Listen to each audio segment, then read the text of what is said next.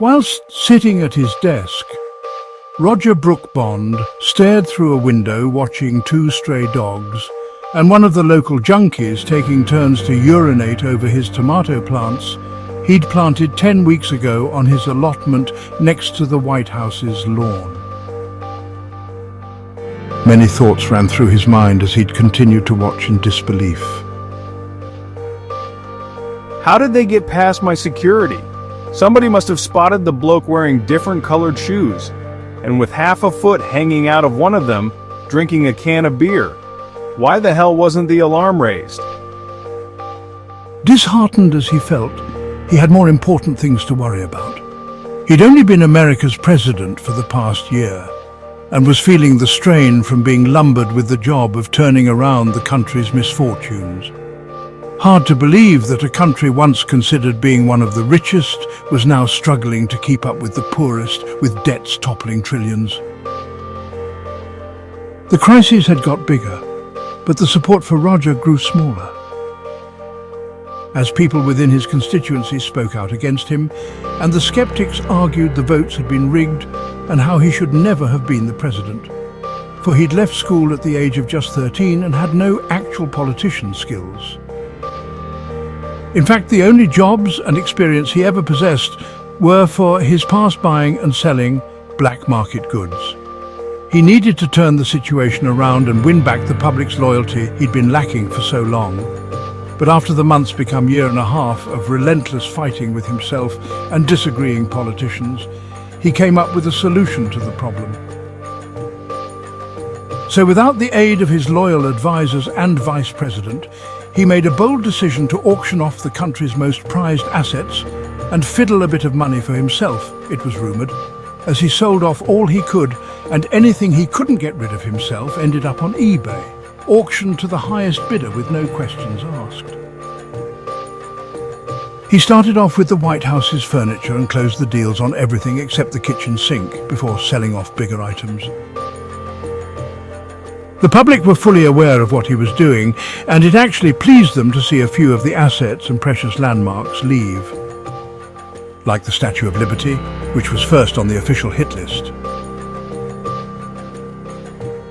A week after Miss Liberty's deportation, Roger stood in the hallway leading up to the White House's main entrance, minding his business as usual, or just wasting time, you could say, when he suddenly shouted,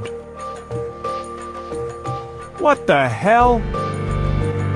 For he'd stepped on his son's miniature sports car, sending himself unbalanced whilst doing the splits, jumping in and out of his suit as his right foot seemed to run off with the toy automobile, like he had on a roller skating boot, causing himself to fall backwards, hitting his head against the floor.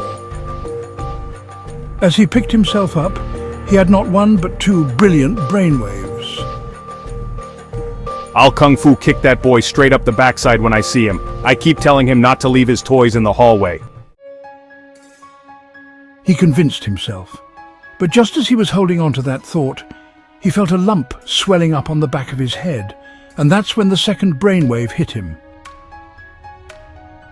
Now this has got to be worth a few dollars.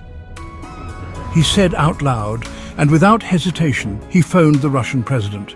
And within minutes, he struck himself a deal valued around 17 billion, selling off blueprint details on how to build the new invisible B-666 elite Blackbird amphibious stealth bomber, which could land and take off from the sea using reverse alien technology, whilst being powered by an unknown gravity-altering element, nicknamed 116.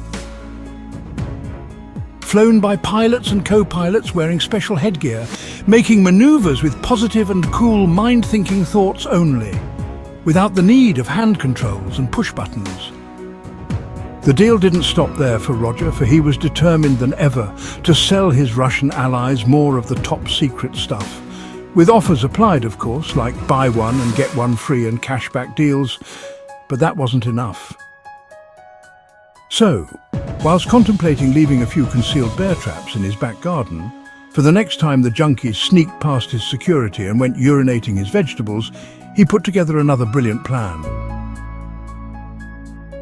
I wonder what those scientists are hiding from me in that secret underground base in the middle of the sun-scorching Nevada desert. We seem to spend an awful lot of money maintaining that building that doesn't even have a bar. I think it's about time the public's seen a few joys from keeping it running. But just as he was holding on to that thought, something else came rushing to his mind. What if they're using that place as a sanctuary to hide ET or some type of humanoid? Ah, sod it, I'll just have to auction him too. I may not be a talented politician, hell no, but boy do I know how to trade things. He said unto himself with a very crude smile on his face. Later that evening he sent his bailiffs into the underground base with strict orders to document potential items to be valued and sold. 8 weeks afterward, a fancy brochure of a meteorite being displayed in great detail front and back, plus side views, was made up and given the name Space Rock, the 20th of September 2074, which was the day it fell to Earth. A day or two later it was sent to auctions across the world, and a private collector living in England bought the junk for the price of £70 million. In less than a week, they brought the item to the surface from the underground base and handed it over to the army, who loaded it into one of 3 armoured freight lorries, with the roofs individually coloured red, blue and white. They were scheduled to drive to an undisclosed airport and have their cargo prepared to be flown to a confidential airfield in England when things started to go terribly wrong.